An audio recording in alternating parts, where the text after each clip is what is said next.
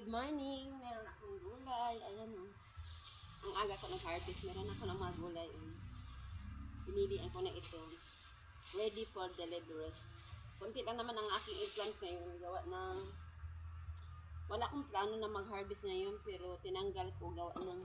Napansin ko ang daming may uod, may damage. Kaya tinanggal ko na. Kasi hindi ko na sila palakihin pa. Kaya may damage naman. Hindi ko na palakihin. Tapos yung may mga damage ay, alam niyo ako ng matik, anihin ko. Yung kaya pang isib-isib ko, gawa ng pakain ko sa aking mga alagang baboy, ilaga ko. Pakain ko sa aking mga alagang baboy. Ihala ko sa ng feeds para walang masayang. Tapos yung pipino ko, yung mga nakaraang mga harvest ko, mapait. Pero isang araw, kahagabi, ako, hindi na siya mapait.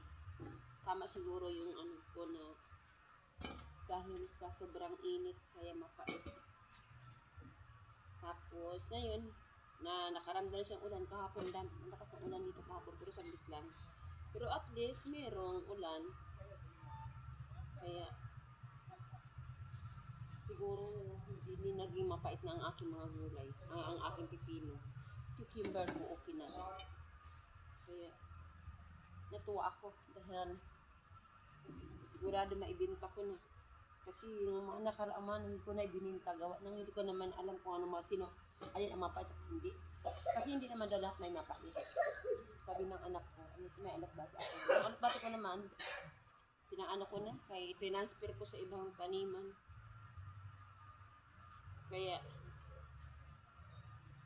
kunti na nahabis ko ngayon, pinamputol ko na. Dahil wala namang halos nakain ng alokbati ito sa amin. Gawa ng, siyempre yung mga bahay-bahay, may mga taniman ng malunggay at alokbati sa palibot. Pero nagtanim pa din ako, gawa ng, sayang din naman. Pero nung nakarang harvest ko ng alokbati, may nabili din pala sa alokbati sa amin. Ito ka natin. Ito kaya. Sobrang. Ito, pakain ko na si Bobby itong marichik. Pakain ko na para, kasi may ilang pirasong sitaw. Kasi ang sitaw ko hindi naman kaya nag-aayos ng tubo ngayon. Ito, makalibre na ko ng ulam. Okay na. Malaking save na yun sa akin. Na malibre yung ulam ko. Isang ulaman. Ito gulay. Ito na ito ibibinta. Ang pinakaano ko ngayon, may nakita ko mga kabuti. O di ihalo ko sa gulay ko mamaya. Libre na. Ulam, basta magsipag na maghanap. May libre ng ulam. Ano ko sa bako ng mga baboy. Ito, ihalo ko din itong sa ito.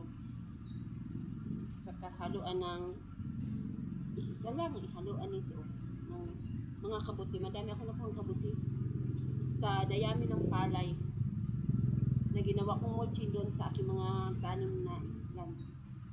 Kaya ayun. Bibili na ako ulam mamayang gabi. Maggulay naman ako.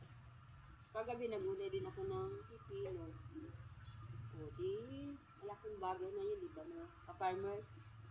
Yun naman ang pinaka-importante sa atin yung meron tayong nakaulam na libre, nakakakain tayo ng libre at hindi natin kailangan pang bumili. Ayan, may 1 kilo akong talong. Isa't kalahati lang yung talang ako akong goods na talong. Ibibinta ko yan. Kasi ito ipakain na sa akin ng alagang baboy. Ilagaan naman yan. Ayan, ilalaga ko yan. Pakain ng baboy. Para walang masayang. Sayang dito itatapon lang naman. Ayan. O, diba? Meron akong barya sa umaga. Makalibre pa ng gulay, mga lodi. Yan ang pinaka-the best para sa atin. Ayan. Ayan.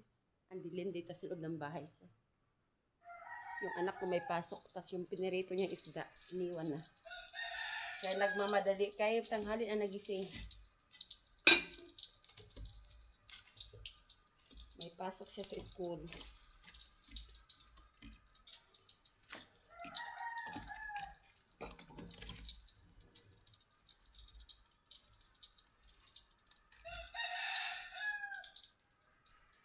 nako.